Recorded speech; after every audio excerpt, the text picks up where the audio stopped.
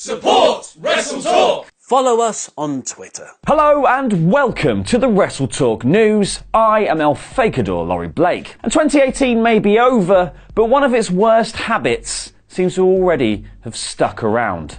Tragedies. If you've been online in the past day, you'll have seen that legendary interviewer Mean Gene Okerlund sadly passed away at the age of 76. WWE were the ones to publicly break the news. Gene rose to prominence when he began interviewing the stars of the AWA before moving to the then WWF in 1984 and later to WCW. He was inducted into the WWE Hall of Fame in 2006 and last seen on WWE TV in January 2018 for Raw 25, where he interviewed AJ Styles. As the outpouring of emotion online and the stories of how friendly Okerlund was has shown, the Mean Gene nickname was actually a bit of a misnomer, coined by his mate Jesse the Body Ventura, which is why they didn't call him Jesse the Brain, am I right?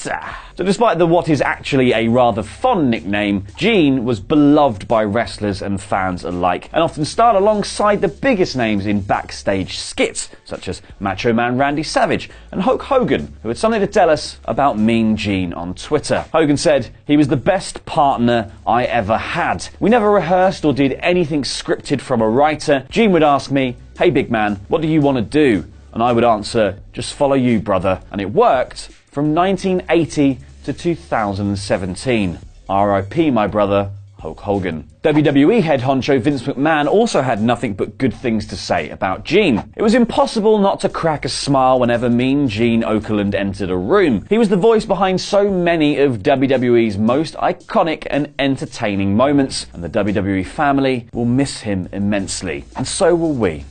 Rest in peace, Gene. Someone else being missed is Roman Reigns, who has been out of the spotlight since announcing that he was stepping away to fight his returning leukemia. Fortunately, though, we have Seth Rollins to drip feed us updates on his progress as architect became doctor in an interview with Detroit's Fox 2 while promoting Raw in Motor City. He said, "Roman is doing great. He obviously spent the holidays home with his family and he's doing really good. He's in a good position. He's primed to make a comeback, hopefully sometime sooner rather than later. But at the end of the day, he's just focusing on getting healthy right now. I will say that he's doing good.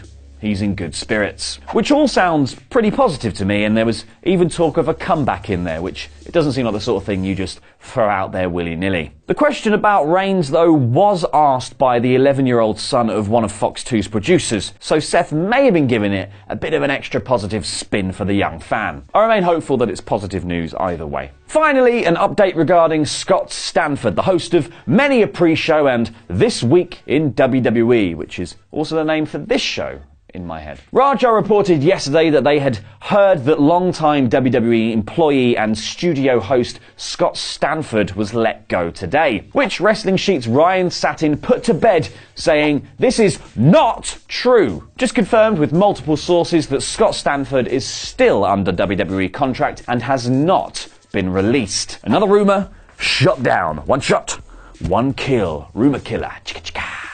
Something else I absolutely killed was my fantasy booking for Becky Lynch versus Ronda Rousey at WrestleMania 35. Luke and I went to war with different stories to tell. Luke's brought the 4 horsewomen versus 4 horsewomen angle to the fore, while mine featured a lot of Nia Jax. But just so she could get mauled. Yay! In the end, I came away with 3,268 votes, while Luke lagged behind with 1,461, which means that I, King Fantasy Booker, will take on Ollie in the next competition. And if you are a $25 backer on Patreon, you can help us choose the topic. We'll be asking for your suggestions from tomorrow, so you've got to watch this space. And if you want to have your say, you've got to sign up. The king decrees it. Ollie and Luke are really going to hang having me in the office now. As a special treat for the SWAF Nation, if US viewers use the discount code WTTV at WrestleCrate.com, you'll get a welcome bundle offer of an autograph from a WWE legend, one from a current star, and an exclusive